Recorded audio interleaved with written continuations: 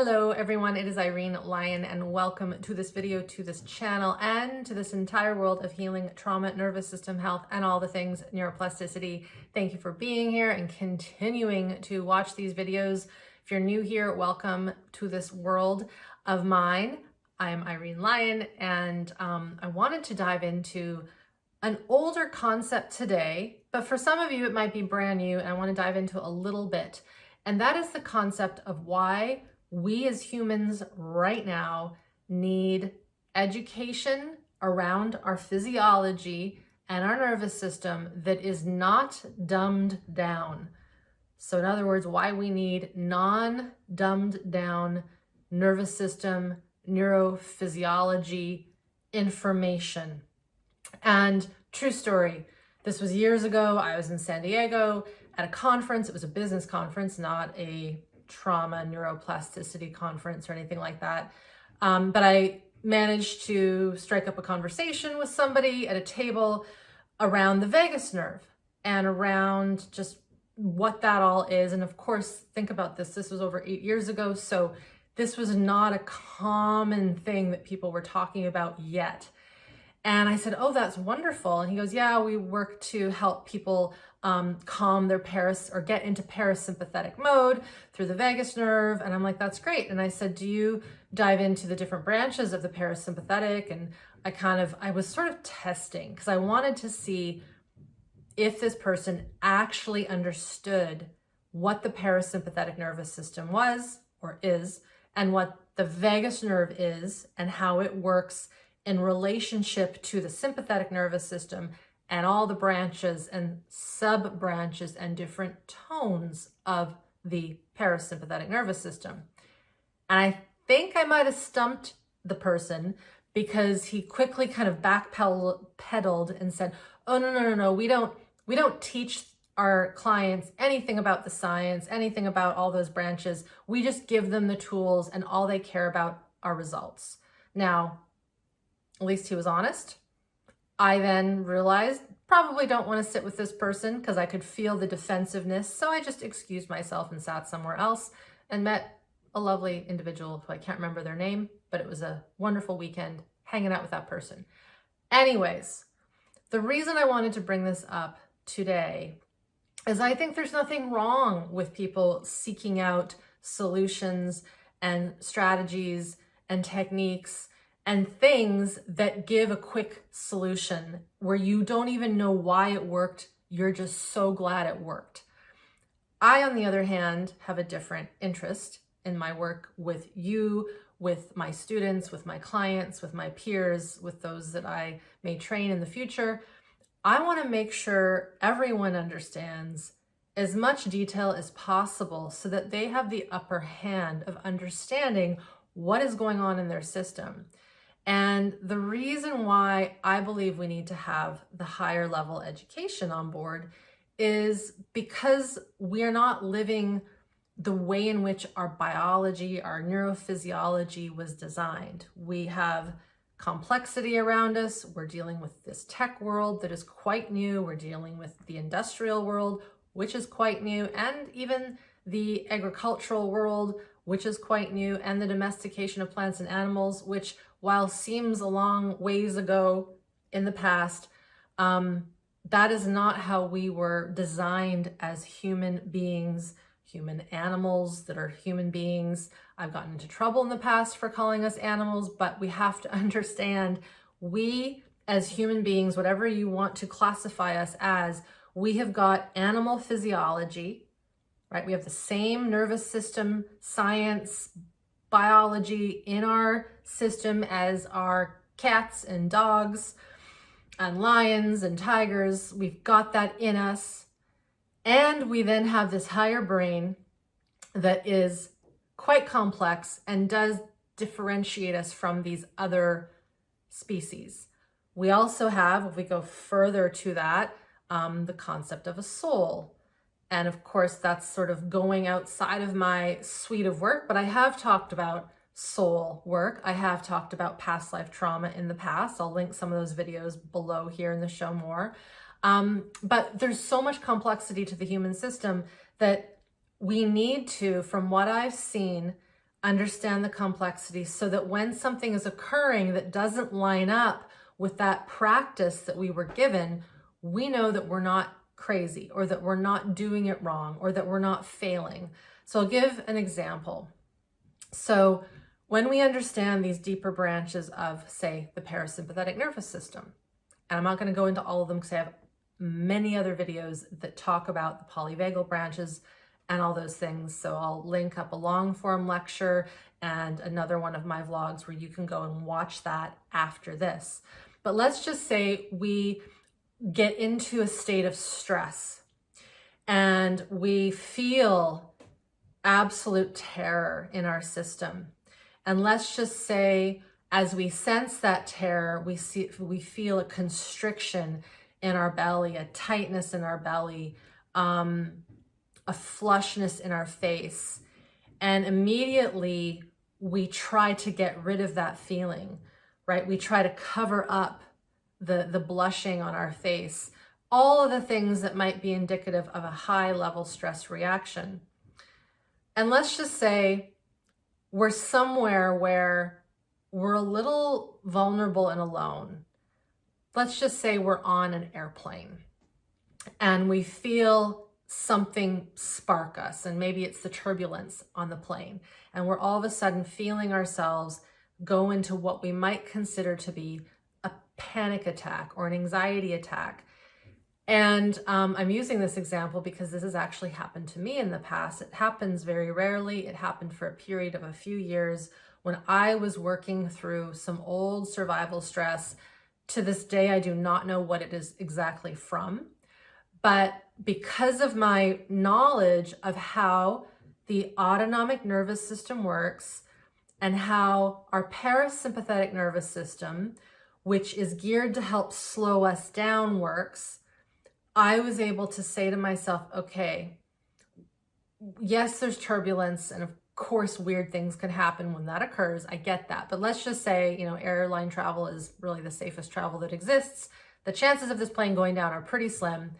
I have to find a way to instigate, to bring in more calming that will take me out of this panicky, anxiety, survival, fight, flight mode, so that I can enjoy this flight and not be just in this insane panic for the rest of the flight, or pass out. Because if the spiking of the adrenaline keeps happening and I don't come down, my system could go into a shutdown response where I literally pass out, faint, due to the overwhelming intensity of the fight flight.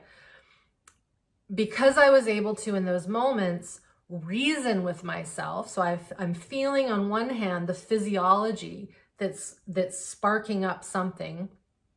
I'm feeling the physiology because I know, due to this education that I have, this doesn't match up with what's going on here. I've never had trouble flying. I've never been in a plane crash. Something's up. I was able to instill some of the common things that we teach. So one of them might be orienting. So orienting is a skill and is a natural reflexive practice that we humans have. We have a defensive orienting response that comes up when there's a real threat. And so I'll be alert to something that might be coming at us, or we hear a loud, bang or something like that. We defensively orient. That wasn't the case in this situation. Everything was calm. The people were fine. So what I then do in that moment is I want to bring on something called exploratory orienting, which actually helps to soothe the nervous system down. It brings on something called the ventral vagal of the parasympathetic, which helps to go directly to the heart's pacemaker, to bring it down. So in that moment, I started to orient. I started to see things. I started to, in my mind, name what I was seeing. So that's one reason why having this understanding of how the nervous system works and the elements that might shift into more calm and more relaxed and not panic and alert will be helpful. If I were to have stood there and all of a sudden felt myself defensively orienting, if I don't know what that means, I might do more of it and get more paranoid and look at all the people And you even see that in those movies where someone is in panic and then the camera does a weird thing, and it even makes you, the viewer, feel a little dizzy, at least I do. If we're not aware of these distinctions of the parasympathetic, for example, we might not know, okay, don't get jerky with my vision, don't start looking in panic, but actually look slowly, look softly. Look for things that look pleasant. There's a color that I like. There's a nice smile on the person who's helping us in the plane. Nod to someone. So this is another thing, social engagement. So social engagement is part of our parasympathetic nervous system.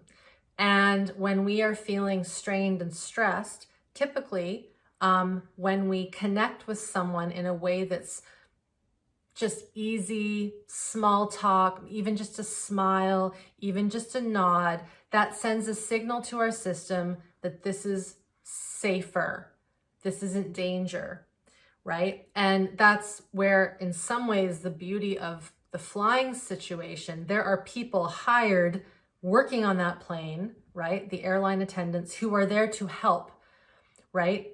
I've never had to do this, but my hunch is if we were to go up to an airline attendant and say, I'm feeling a little panicked. I don't really like flying. Just wanted to tell you that. Most of them, my sense, will reassure, will ask, can I get you something? Let me help you. Thank you for letting me know.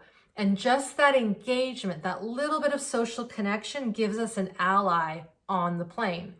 So again, though, if someone doesn't understand the branches, in this example, I'm giving you the parasympathetic and the different branches and the different tones, which I go over again in other videos.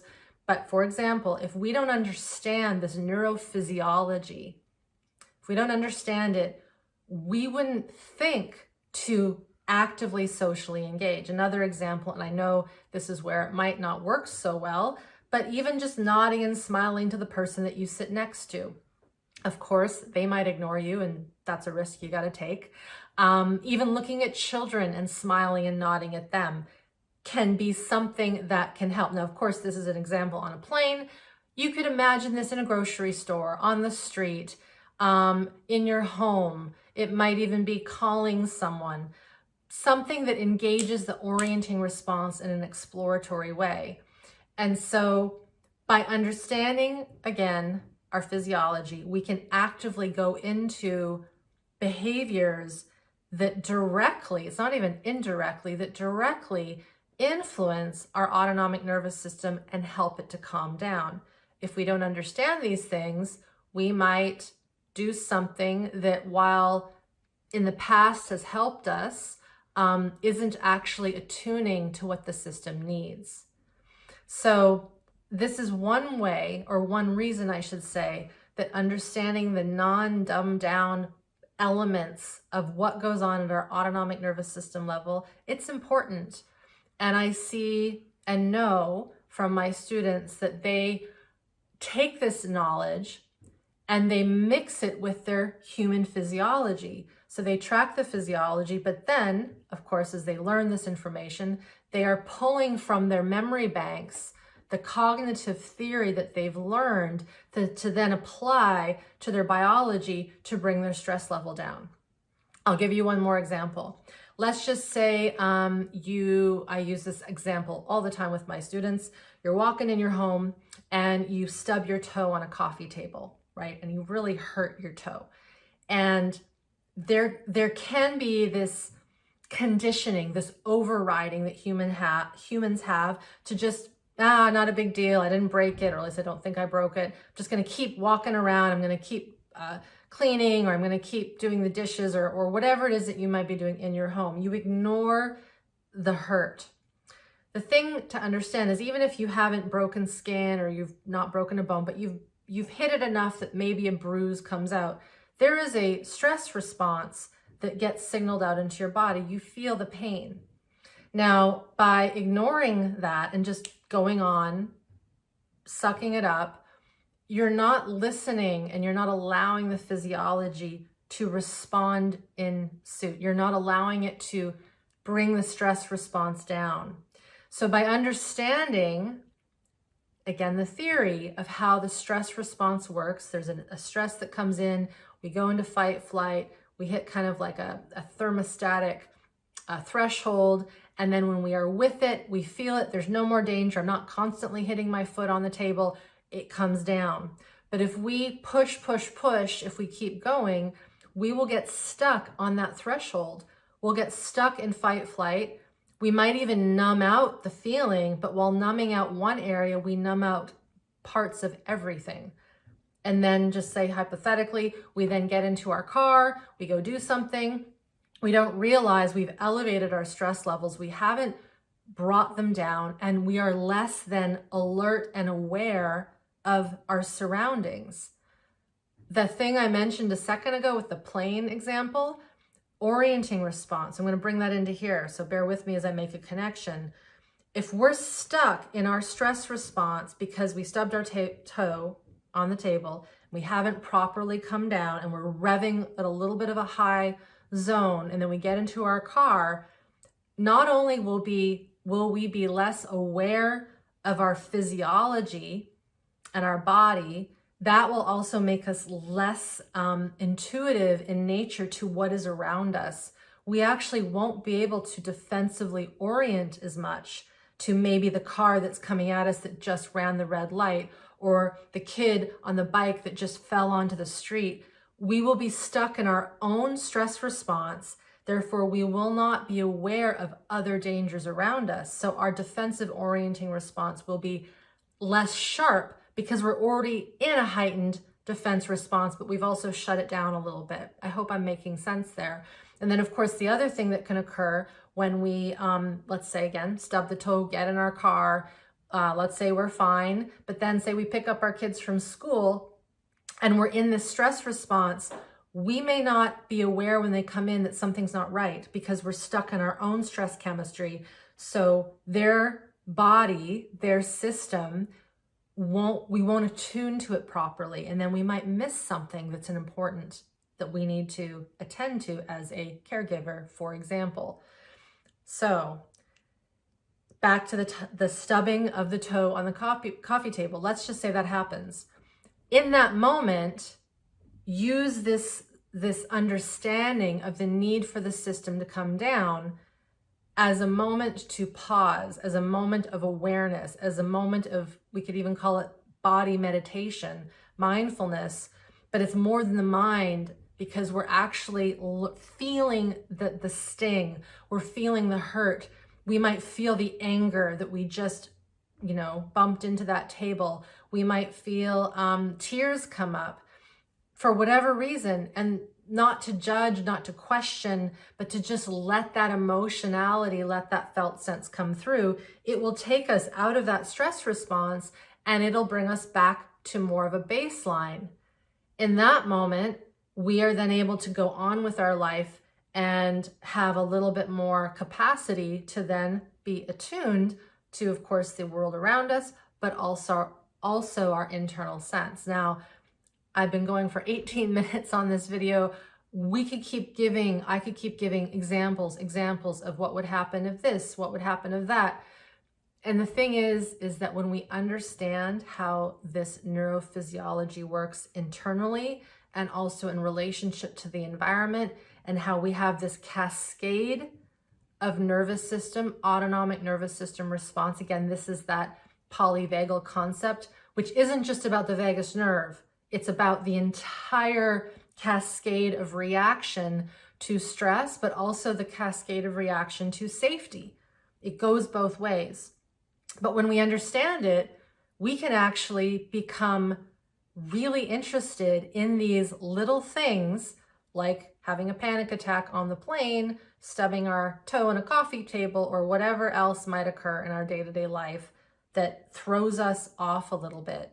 Now, someone might be saying, yeah, but Irene, what about all the other trauma that I have that I know that I've got stored that you always are talking about?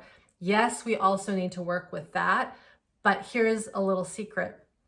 If you've worked with me in my programs, especially Smart Body, Smart Mind, you know that we do not conjure up old traumas, write a list, and work on them piece by piece. We don't do that. What we do is we teach you even more robust ways to be with these simple pieces, to be with the toe that gets stubbed, to be with that panic that we feel, to stay connected to the environment, to learn how to orient with exploration and curiosity, to break that cycle of defensive orienting, for example, right? So if you know that you have stored up stuff from the past, which, let's face it, pretty much all of us do, no shame in that, it's just the way humanity is right now. By doing these elements in the here and now as they come up, we're building capacity in the system so that we can work on the old stuff. And so when that old stuff does come up, we're really good at it. We've got the theory on board. We have the basic practices on board of learning and knowing how to orient. And of course, I haven't gotten into all of them because there are many other ways. And I'll post again some stuff below in the show more section so that you can try some of my audio samplers. You can dive into some of my programs to learn more practical. But things like just staying connected to the moment seems simple, but when we can stay connected to the here and now, connect to the environment, and track our physiology and understand this education from a non-dumbed down point of view, there's a lot to work with. So to wrap this back to the original kind of concept of this video, which was why it is so important when we are healing at this nervous system level and restoring nervous system health, we must have, at least in my opinion and in my experience, the non-dumbed down version of what is happening inside at this neurophysiology, biological, chemical, threat response, environmental, social engagement, vagus nerve, parasympathetic, autonomic nervous system, all those things level. When we start to get that on board, we actually start to do the work without even realizing it. And I think that's what's most cool about getting this on board, is because it's actually accurate, the way that the system works in that simple stress response and how we can cultivate a better relationship to those reactions, to those spikes in stress chemistry, to how we feel our somatic self, to how we connect with the environment. That's old science. We kind of know that that is just there. And so by working on it, we start to build capacity, and that really is being an apprentice of our nervous system. So thank you for being here. Thanks for listening to me chat with these two different examples. As I often say, if you haven't subscribed to the channel, please do so. Turn on notifications so that you get notified when these videos come out. Below this video, if you're watching this on YouTube, will be a whole bunch of resources that you can move through on the polyvagal theory, on what the nervous system is, on what orienting is, and I'll also attach a few of my audio samplers that you can download so that you can start to practice some of the body basics around being with and really living with this somatic nervous system that we all have. All right, thank you so much for listening and being here. We will see you next time.